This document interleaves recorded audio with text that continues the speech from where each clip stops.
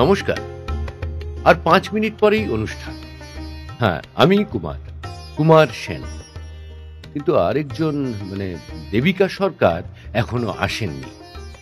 আচ্ছা, আপনারা, হ্যাঁ, আপনাদের সংস্থাকেই বলছি। আপনারা কি বলুন তো? আমি আর দেবিকা সরকার, আমরা চিনি না পরস্পরকে, অথচ আপনারা দুজনকে বেঁধে দিলেন এই অনুষ্ঠানে দুজনে মিলে প্রেমের কোনো শ্রুতি নাটক পরিবেশন করবার জন্য। আচ্ছা, এমন কি হতে পারে? এমন কি হয়েছে কখনো? আপনারাই বলুন। অপর শিল্পী আসেনি এখনো। আমি কি করব এখন? আপনাদের কবিতা শোনাবো? প্রেমের কবিতা? সুনীল গঙ্গোপাধ্যায়ের সেই বিখ্যাত নীরাকে নিয়ে কবিতা? হ্যাঁ, মাফ করবেন, আমি এসে গেছি, দেবিকা সরকার। মেকআপ আর সাজসজ্জায় এত সময় নেয় মেয়েরা। সময় জ্ঞানটা আমাদের থাকা চাই, তাই না? আপনার হাতে ওটা কি? গাড়ির চাবি। বাহ, চমৎকার। এই হলের সামনে একটা লাল টুকটুকে গাড়ি দেখলাম, ওটা আপনার? তো আমি কিন্তু এসেছি বাসে। বরানগর থেকে এখানে আসতে যা ভিড়, কোনো মতে পা গলিয়ে। শুনেছি বাসের গতি আজকাল গরুর গাড়িকে হার মানায়। অবশ্য আমি তো বাসে চড়বার সেরকম সুযোগ পাই না ঘন ঘন। থাকে, সেসব কথা থাক। স্ক্রিপ্ট এনেছেন? সে কি, আপনারই তো আনবার কথা। রক্তকরবীর রাজা ও নন্দিনী। বাসে উঠে মনে পড়ল, ভাবলাম আপনারটা দেখেই দুজনে পড়ব। বাহ বাহ বাবা, চমৎকার। আচ্ছা, একটু আগে সুনীল দার নীরার কথা বলছিলেন না? আজ সন্ধ্যেতে নন্দিনী নীরা হতে পারে না? না, পারে না। যাকে চিনি না সে কখনো নীরা হতে পারে না। আহা, রাগ করছেন কেন? কিভাবে চিনতে চান প্রশ্ন করুন। নাম তো জেনেছি, নিশ্চয়ই ভারতীয় নাগরিক, বাঙালি। 4 ফুট 4 ইঞ্চি, ডান ভ্রুতে কাটা দাগ, চিবুকে তিল। আসছেন? এসব তো শনাক্তকরণে লাগে। প্রশ্নটা হচ্ছে কতদূর পড়েছেন, বিষয় কি, হবি আছে কোনো? কবিতা লেখার বদভ্যেস, নাটক, নাচ, গান, ছবি আঁকা? কার গান ভালো লাগে? সিনেমা দেখেন? নিহারিকা দেখেছেন? হারানে নাচ জামাই? পরের প্রশ্নগুলো আমি বলে দিই। চায় ক চামচ চিনি? চুলটা আসল কিনা? চশমার পাওয়ার কত? কিন্তু এসব দিয়ে কি নীরাকে চেনা যায়? এ সমস্ত ছাড়া মানুষের অন্য কোনো পরিচয় থাকে? থাকে না? কখনো কি কাউকে দেখে একটি দুটি কথা বলে মনে হয়নি বহুদিনের চেনা? সুনীল দার সেই লাইনটা, বাস স্টপে দেখা হলো 3 মিনিট, অথচ তোমায় কাল স্বপ্নে বহুক্ষণ। কিংবা কখনো কি মনে হয়নি দীর্ঘদিন পাশাপাশি থেকেও চিনি না সঙ্গীকে? আপনি তো বেশ রহস্যের ভাষায় কথা বলেন। ধরুন, বাস স্টপে নয়, তাহলে হঠাৎ কোনো ট্রেনে দেখা হলো নীরার সঙ্গে। আচ্ছা, আপনি বললেন, কোথায় যাচ্ছেন? নীরা গন্তব্য শহরের নাম বলল। আরে আমিও তো যাচ্ছি ওখানে। কোন পাড়া? অমুক পাড়া। আরে আমিও তো অমুক পাড়ায়। কোন রাস্তা? অমুক রাস্তায়। আরে আমিও তো থাকি সেইখানে। কোন বাড়ি? বাড়ি নয়, ফ্ল্যাট। কোন কমপ্লেক্স? অমুক আবাসন। আরে আমিও তো ওই কমপ্লেক্সেই থাকি। কত নম্বর? অমুক বাই অমুক নম্বর, অমুক ফ্লোর। আরে আমিও তো। তাহলে কি আপনি আমার? আমিও তো থাকি ওই ফ্ল্যাটে আমার স্ত্রীকে নিয়ে। ওই ফ্ল্যাটে তো আমরাই থাকি, আমি আর আমার বিয়ে করা স্বামী। স্বামী বিয়ে করাই হয় ম্যাডাম। নাও তো হতে পারে। আচ্ছা, আপনার বেড কভারের রং? হালকা গোলাপি। সে কি, আমারও তো। দেখলেন তো, বছরের পর বছর গেলেও তবু পরিচয় হয় না। এমন কত শত কাহিনী যে আছে। বেশ তো, বলুন না, কি করে পরিচয় হয়? যেমন ধরুন, আপনার বৃষ্টি ভালো লাগে কিনা? আচ্ছা, ভালো লাগে মনে মনে কাগজের নৌকো বানাতে। আকাশের চাঁদোয়ার নিচে অসংখ্য তারামণ্ডলী দেখতে ভালো লাগে। ভালো কি লাগে ঝরে পড়া শেফালির ভোর?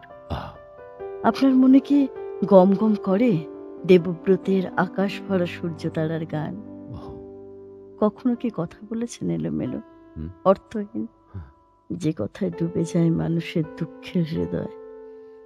কখন কি কোনো সুন্দর কোনো সৃষ্টি বুকে করে নিয়ে বাঁচিয়েছেন, যেভাবে পাখি ডানার আড়ালে রাখে সাদা ডিমগুলো। আপনার কথাগুলো সত্যি কবিতার মতো। মনে পড়ে না, মনে পড়ে না, মনে পড়ে না, মনে পড়ে না। চিঠি লিখবো কোথায়, কোন মুন্ডহীন নারীর কাছে? একলা ছিলুম বিকেল বেলা, বিকেল তবু একা ছিল না। একটা মুখ মনে পড়ে না, মনে পড়ে না, মনে পড়ে না। রমণী তার বুক দেখায়, ভালোবাসায় বুক ভরে না। শরীর নাকি শরীর চায়, আমার কিছু মনে পড়ে না। কিছু কিছু কথা মনেও পড়ে। মনে পড়ে শৈশবের দিন, মনে পড়ে সহজ সরল ফুলের মতো ছোটবেলা, মনে পড়ে যায় স্মৃতির মতন কিছু ধুলো খেলা।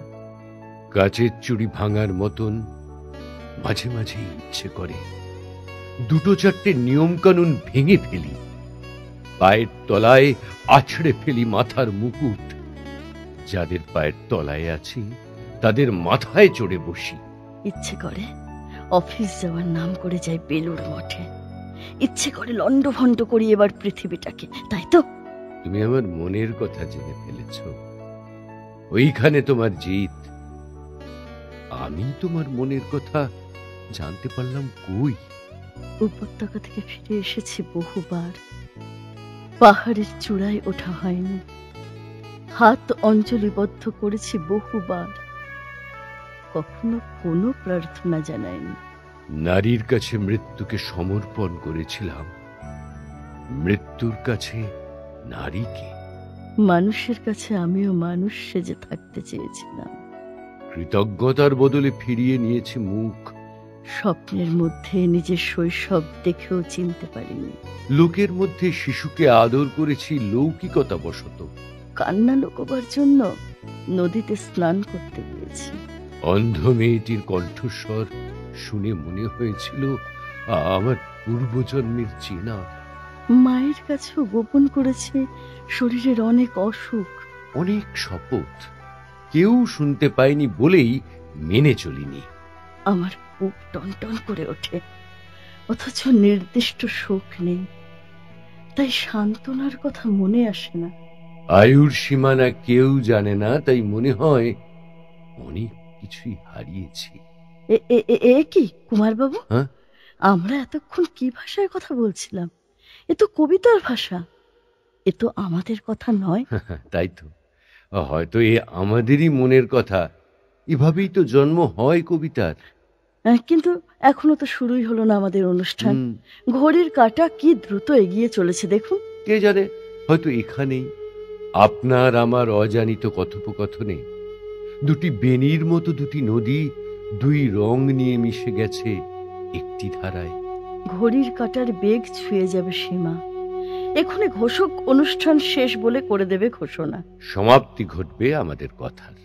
আপনি ভুলে যাবেন বরানগরের গলি, আমি ভুলে যাব সল্টলেকের দীর্ঘ চওড়া রাজপথ। এরা কি মিশবে না একটি বিন্দুতে? মেশে না কখনো। হ্যাঁ। সন্ধ্যার মায়ায় কিছু ভুল, কিছু ভুল না হওয়াই তো ভালো। আপনি কি কখনো ভুল করেননি বলুন তো, বুকে হাত দিয়ে? বুকের ভিতরে কোনো বাষ্প নেই, কুয়াশায় অন্ধকারে তবু দেখা হলো। পুরনো সিন্ধুকে যেন লুকোনো গিনির মতো ঝলসে উঠল চোখ। আমার দুঃখের দিনে বৃষ্টি এলো, তাই আমি আগুন জ্বেলেছি। সে কি ভুল? শুনিনি তোমার ডাক, তাই মেঘমন্দ্রস্বরে গর্জন করেছি। সে কি ভুল? আমি সব বুঝি, কিংবা হয়তো বুঝি না সব, তবুও বলতে চাই এইটুকু বুঝি। হয়তো একটি নারী বলে বুঝি, অন্তত সংকেতে, অন্তত প্রতীকে। ঢেলে দিন হৃদয়ের ভার, কথা দিচ্ছি প্রশ্ন করব না, কথা দিচ্ছি ফিরে দেখা হলে বলবো না আপনাকে চিনি। তাহলে চলুন প্রকৃতির দিকে, যেখানে আকাশ, যেখানে কবিতা তার দিগ্বলয় ছড়িয়ে রেখেছে। সে বলয় পেরিয়ে চলুন চলে যাই সত্যের সমীপে। অপেক্ষা করবেন না নন্দিনীর জন্য? কে নন্দিনী? আমি নীরার জন্য অপেক্ষমান। সে বাস স্টপে দাঁড়িয়ে আছে অনেকক্ষণ। তুমি রঞ্জন নও? না, আমি রঞ্জন নই। হ্যাঁ, আমি কোনো রক্তকরবীর গুচ্ছ কাউকে দিইনি। তাহলে তুমি কে? এবার মোর মকর চূড় মুকুট নাহি মাথে, ধনুক বাণ নাহি আমার হাতে, এনেছি শুধু বীণা। দেখো তো চেয়ে আমারে তুমি চিনিতে পারো কিনা।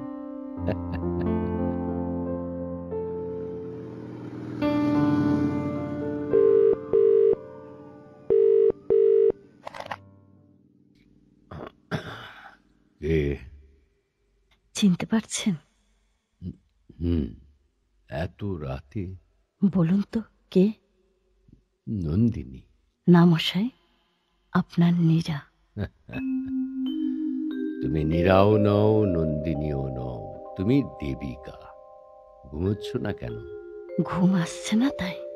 কেন ঘুম আসছে না? ভাবাচ্ছে, কালকে সন্ধ্যের ঘটনা ভাবাচ্ছে। ভেবো না, ভেবো না। মঞ্চকে বেডরুমে ঢুকিও না।